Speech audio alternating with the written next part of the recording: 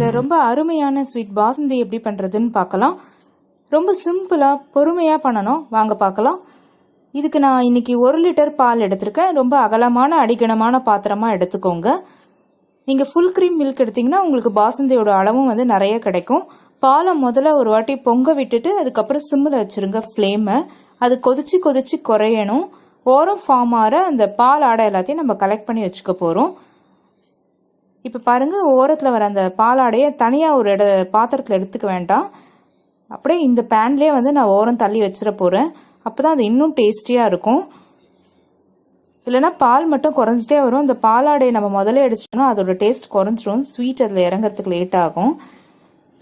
இப்போ பால் நமக்கு கொதிக்க கொதிக்க ஏடும் நமக்கு நிறைய வர ஆரம்பிக்கும்.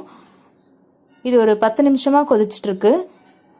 பாருங்கள், எனக்கு அந்த க்ரீமும் நிறைய வர ஆரம்பிச்சிருக்கு. எல்லாத்தையுமே ஓரம் தள்ளி விட்டுருங்க. நடுவுலையும் என்ஷூர் பண்ணிக்கோங்க எதுவும் அடிப்பிடிக்கலன்னு.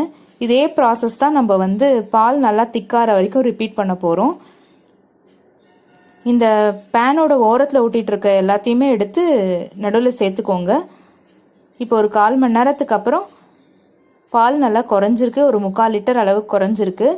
ஏடும் நமக்கு நிறைய கிடச்சிருக்கு. பாருங்கள், ஓரத்தில் நான் தள்ளி விட்டுட்டே வரேன். மறக்காமல் ஒவ்வொரு வாட்டியும் அந்த பேனில் ஒட்டிகிட்டு இருக்கிறது இல்லை இந்த வானாலியில் ஒட்டியிருக்கிறத எடுத்து போட்டுக்கோங்க. எதுவுமே வேஸ்ட் பண்ண வேண்டாம். அது முழுக்க முழுக்க அந்த பாலாடை தான். இப்போ இன்னும் டேஸ்ட் அதிகரிக்கிறதுக்கு நான் பாதாம், பிஸ்தா, முந்திரி 3த்தையுமே ஒரு கோர்ஸ் பவுடராக அரைச்சி 2 டேபிள் ஸ்பூன் சேர்த்துருக்கேன். கூட ஒரு 1 or 2 சாஃப்ரான்ஸும் சேர்த்தேன், குங்குமப்பூவும், ஒரு மைல்டு கலர் கொடுக்கறதுக்காக. இதை நல்லா மிக்ஸ் பண்ணி விட்டுக்கோங்க. இதோட சேர்ந்து அது கொதிக்கும் போது நம்ம பாசுந்தி ரொம்ப ரிச்சாக இருக்கும், கலரும் சூப்பராக இருக்கும். உங்களுக்கு இந்த மாதிரி பவுடர் பண்ணி போடுறது பிடிக்கல அப்படின்னா நீங்கள் க்ரஷ் பண்ணியோ இல்லை கட் பண்ணியோ போடலாம். நல்லா கொதிக்க ஆரம்பிச்சிருக்கு பாருங்கள். இல்லை உங்களுக்கு ஒயிட்டாக தான் அந்த பாசுந்தி சாப்பிட பிடிக்கும் அப்படின்னா நீங்கள் இது எல்லாமே ஸ்கிப் பண்ணிவிட்டு வெறும் சுகரை மட்டும் சேர்த்தும் சாப்பிட்லாம். எல்லாமே ஒரு வேரியேஷன் தான். இப்போ கிட்டத்தட்ட 1/2 மணி நேரமாக கொதிச்சிருக்கு. அது 1/2 லிட்டர் பால் அளவுக்கு நல்லா குறைஞ்சிருக்கு. நமக்கு பால் ஆடையும் நிறைய சேர ஆரம்பிச்சிருக்கு. நல்லா கொதிக்கட்டும். சிம்லேயே தான் இருக்கணும். பெருசாக வச்சிங்கன்னா பொங்கிட்டே இருக்கும். பாருங்கள் எவ்வளோ திக்காக அந்த பாலாடை கிடைக்குது. கலர் பாருங்கள் சூப்பராக மைல்டாக மாறி இருக்கு. வாசனையும் நல்லா வருது அந்த ஒரு 2 குங்குமப்பூ சேர்த்ததுக்கே. இப்போ எல்லாத்தையுமே ஓரம் தள்ளி விட்டுட்டேன். நான் இன்னைக்கு ஒரு 50 கிராம் சர்க்கரையே இதில் சேர்க்க போகிறேன்.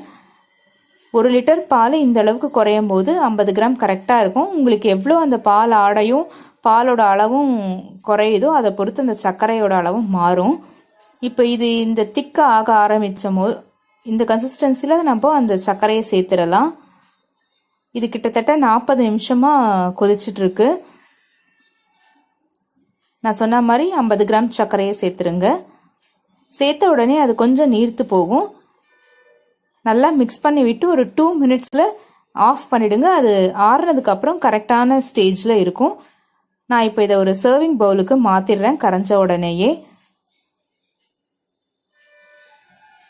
ஆஃப் பண்ணிட்டேன் ஃப்ளேமை. சூப்பராக டேஸ்டியாக பாசுந்தி நமக்கு ரெடி ஆயாச்சு. பாருங்கள் எவ்வளோ ஏடு அதில் இருக்குன்னு. ரொம்ப ரிச்சாக இருக்குது. அந்த முந்திரி பாதாம் பவுடர்லாம் அதை நம்ம சேர்த்ததுனால உங்களுக்கும் பிடிச்சிருக்கும்னு நினைக்கிறேன். இந்த பாசுந்தி பண்ணுற வீடியோ உங்களுக்கு பிடிச்சிருந்துன்னா லைக் பண்ணுங்கள், ஷேர் பண்ணுங்கள், சேனலை சப்ஸ்கிரைப் பண்ணுங்கள், பக்கத்தில் இருக்க பெல் பட்டனையும் ஆன் பண்ணிக்கோங்க. தேங்க்யூ.